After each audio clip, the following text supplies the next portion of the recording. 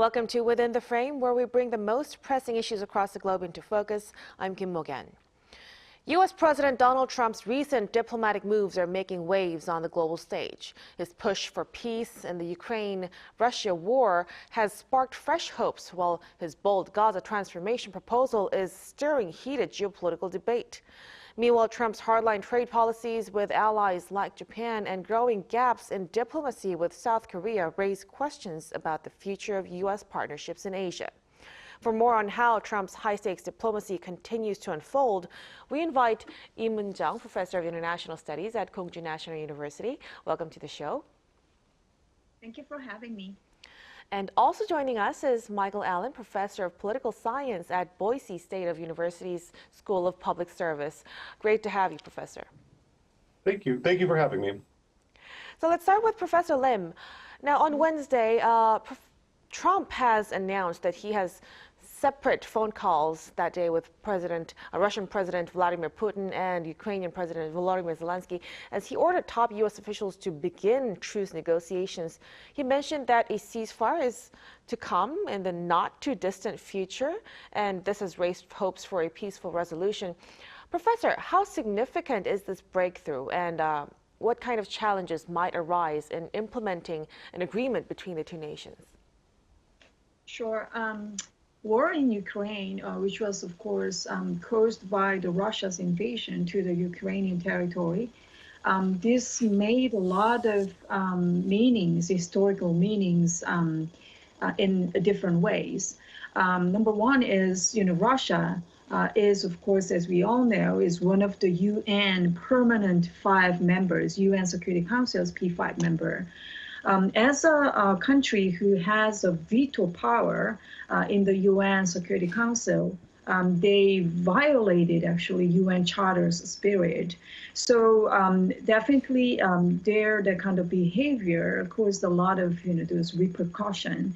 And at the same time, of course, as we all know, Russia has the largest natural gas reserves in the world.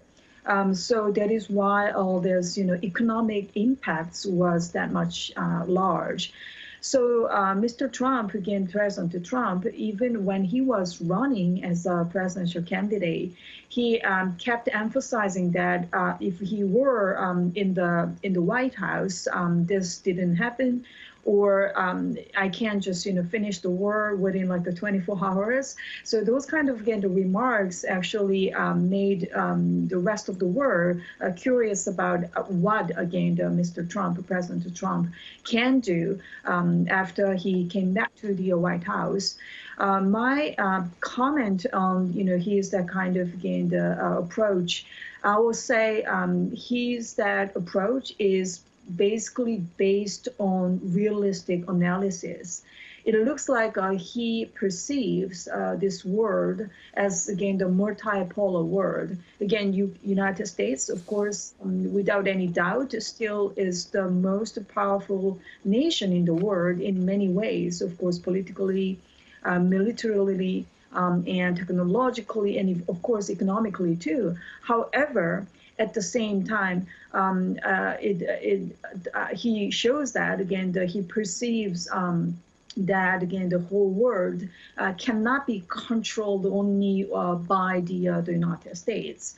So it looks like he does recognize, again, at certain point, again, that this is Russia's kind of, how would you say, the area or the regions where Russia's influence can be larger, that kind of, again, the mutual, how would you say, recognition. So that reveals, I would say, again, that reveals, again, that he is more like a realistic analysis about the situation. I think Secretary Hegseth's, his remarks too, reveals that kind of, again, more realistic analysis about the world and about the current situation and even about the future.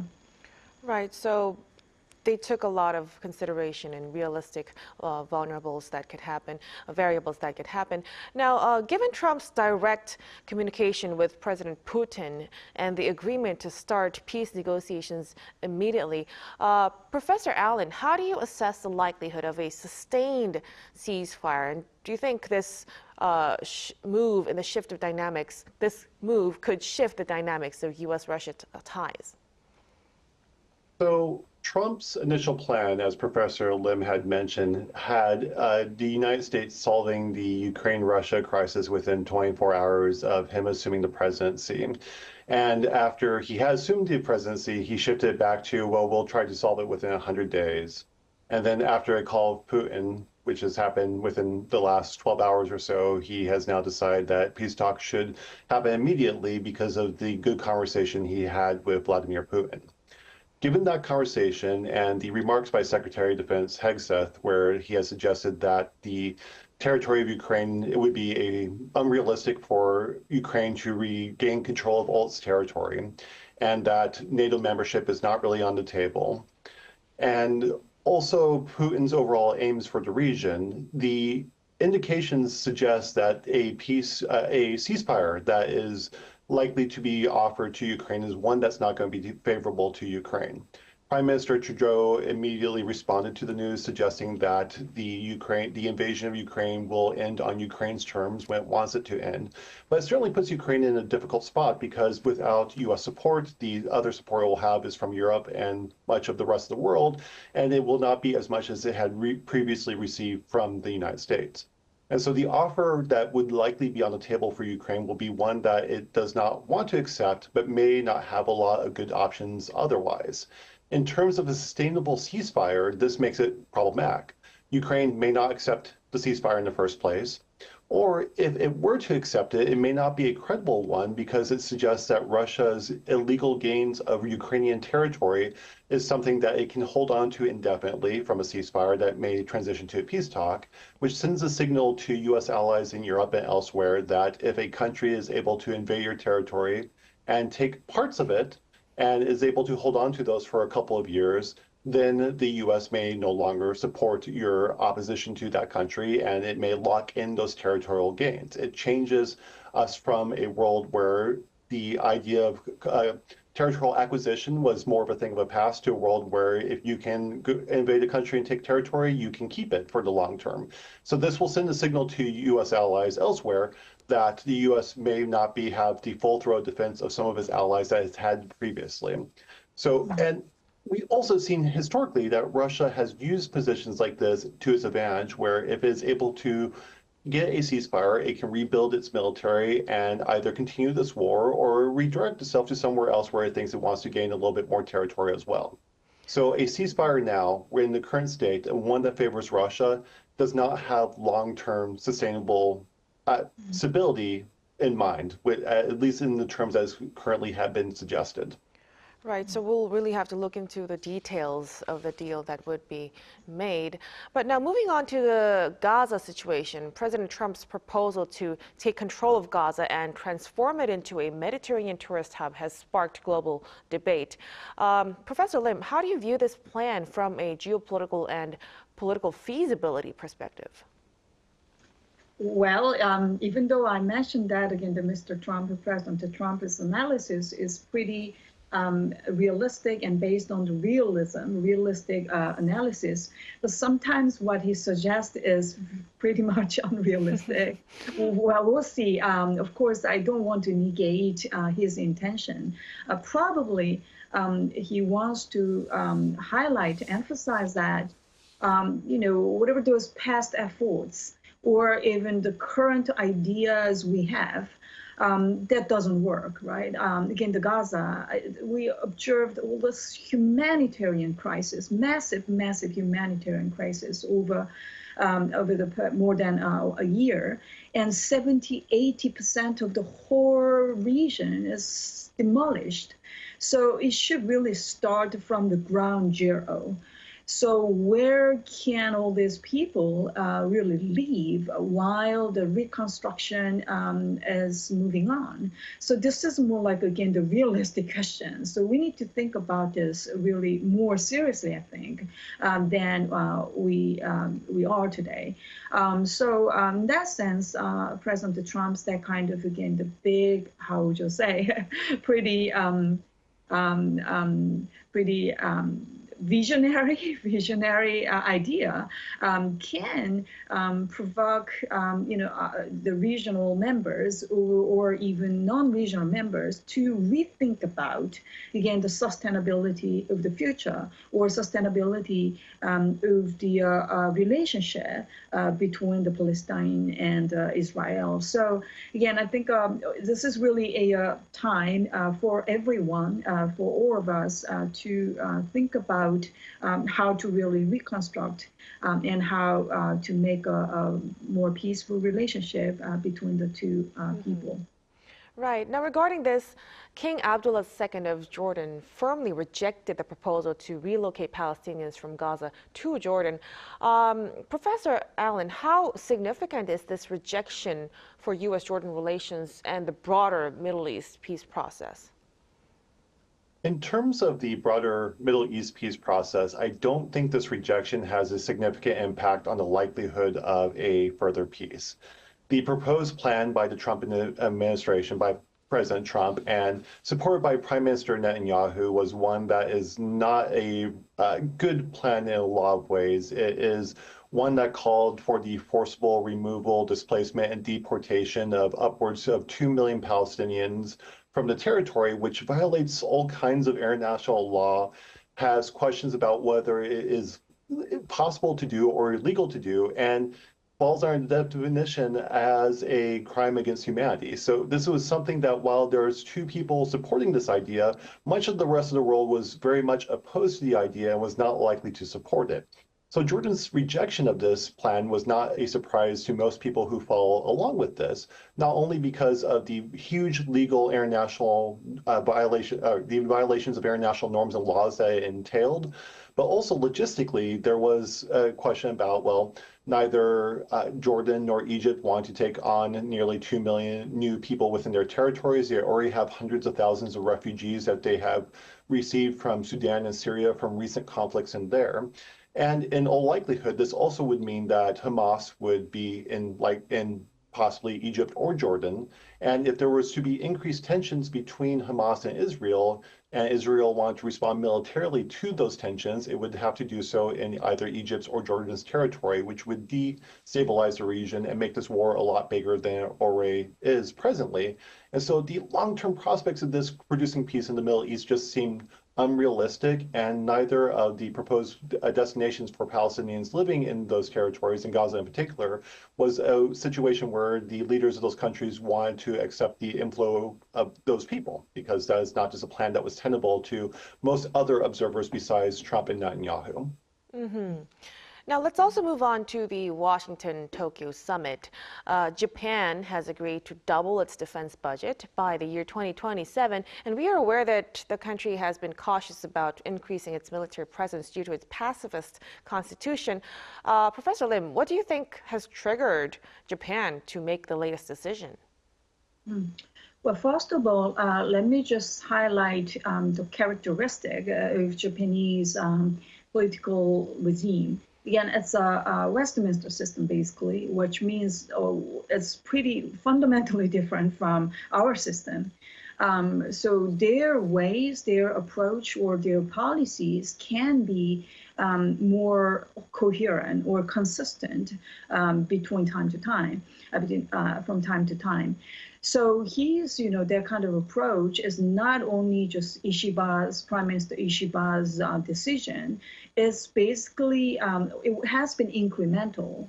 For example, again, the Prime Minister Abe Shinzo, when he was alive and when he was in the Prime Minister's office, again, he suggested a broader concept, again, the free and open Indo-Pacific. And Prime Minister Kishida Fumio who was again the predecessor of the current sitting Prime Minister Ishiba, he already decided to expand the defense budget. All the things has been more incrementally done, which is my first point. And second point is, of course, Japan was also concerned and was seriously thinking about what Japan should and can suggest to the the United States, where again the President Trump came back. So even though the ruling party, LDP, Liberal Democratic Party, even though they don't have really the majority seats in the Diet, but still they negotiated with the oppositions, and then they decided to already again increase the defense budget, as just pointed out. These things were more like a kind of preemptive decision, considering again President Trump's more possible pressure about the ally like Japan, because President Trump is thinking about all this burden sharing with the allies. Again, he's basically understanding is, U.S. has been providing all this kind of public goods, and then U.S.'s allies such as again Japan, of course Korea, or even like Germany, they have been economically growing so fast and steadily. So this is kind of unfair from again the President Trump's point of view. So he want to adjust it, and Japan recognized it, and Japan again made a more like I would say preemptive decision, considering all this kind of again changes. Mm-hmm. Mm-hmm. Now, Trump had a recent meeting with Prime Minister Ishiba, and the atmosphere of the meeting was relatively good, and people had a lot of anticipation about it. But despite that, Trump pushed through with slapping 25% tariffs on steel and aluminum imports. Do you think this U.S.-Japan relationship could be fractured by this latest decision, Professor Allen? So I think it's really fascinating to look at the reports of what President Ishiba did going into the meeting. There was reports that he was relatively worried about negotiating with Trump because Trump comes off as very strong and demanding in negotiations. And there is mention that he wanted to focus on being positive in those interactions with Trump and not dismissing anything directly, but positively engaging with Trump's demands. Historically, Trump has demanded that Japan pay more for burden sharing with U.S. bases in Japan, as well as trying to increase its defense budget and decrease the relative U.S. budget deficit and trade with Japan as things that Trump wants Japan to do in the long term. This was, of course, under Abe previously. And Japan has done many of those things, especially in regards to increasing how much it spends on defense and its defense burden with the United States, how much it pays for U.S. bases there. So going into this meeting, it was one where it was relatively positive, and there was also other steps that Japan's taken. It has said that it's going to increase the amount of liquid natural gas it imports, and there has been this proposed takeover of Nippon Steel over U.S. Steel, where it's not a full takeover, it's a heavy investment, but they would be producing steel in the United States directly as opposed to purely shipping it, exporting it from Japan to the United States. Collectively, this suggested, as you mentioned, a very positive relationship, and these tariffs that have been announced by the Trump administration that go into effect a little bit over a month later are ones that apply to all countries without exception. I expect the approach by Japan going forward will be this positive engagement, and they have already requested an exemption to the tariffs to try to get out of what the United States will be putting a 25% tariffs on that steel. I expect with their positive approach towards Trump that this might be something they may be able to achieve, but something where I think Japan, even if the tariffs were not ones that were reduced on Japan, Japan was still engage the United States in a positive way and try to maintain that relationship as much as possible going forward, even if there are bumps in the road. Right. Now, Professor Allen, President Trump is also set to meet with Prime Minister Narendra Modi of India. Given Trump's emphasis on trade deficits and protectionist policies, what do you expect will be the main focus of the summit? based on what was happening or what has been talked about so far, I expect that Modi is likely to follow Ishiba's approach to Trump and try to engage positively. There has already been a talk between the two defense ministers between the United States and India of trying to conclude a 10-year cooperative agreement for defense cooperation, as well as there has been reduction of tariffs on motorcycles, especially Harley Davidsons, alcohol, and some agricultural products in anticipation meeting with Trump. And India also said that it would take any type of deportations, well, any deportations of Indian citizens back to India, which has caused some initial disagreement within India itself about Modi accepting initial airplane of Indian deportees to India as a whole. However, I think Modi's tactic is going to be one where it also tries to positively engage with Trump and try to re-engage in this idea that India is one of the United States allies dealing with Chinese expansion and perhaps potential aggression in the region. And by being good partners, that they can build a security network with other allies within the region to counteract some of the behavior that they see as negative from China. So I expect China will be a big topic, tariff will be a big topic, but the points will be on agreement as opposed to disagreement, because Modi wants to cultivate a positive relationship between both India and the United States. Right, so we will be able to know about the details of that meeting in the coming hours. But before we finish our discussion, we are aware that South Korea is under a leadership vacuum with the political turmoil that's going on. Now, many are concerned about the lack of early communication with South Korea's government and the second Trump administration right now. Professor Lim, how critical is it for South Korea to be able to secure a summit with President Trump soon, and what kind of issues should be prioritized in such kind of talks? Well, definitely our people, including myself, we are very much concerned about current situations. However, still, last week, actually, I went to Washington and I spent almost a whole week in Washington, and I had chances to talk to many experts. But I also recognize that, again, this South Korea's position, geostrategic position, it doesn't change. Actually, we are still here. And economically too. So I don't think the importance as an ally and as an economic partner just goes away suddenly. So of course, our situation is very much disappointing and kind of regretful. But I think we need to consider many other changes which can be made by the series of the meetings between the President Trump and other leaders. And I think this is a time for us to really rethink the strategy, long-term strategy, not only just short and near-term, and long-term strategy for the whole nation, I would say. Mm-hmm. All right. I'm afraid we'll have to leave our discussion at this point. But thank you so much for your insights tonight, Professor Lim, and also Professor Allen. We appreciate it so much. Thank you for having me. And that'll be all from us on Within the Frame. Be sure to tune in next time as we continue to explore the stories that matter. Until then, stay informed and engaged.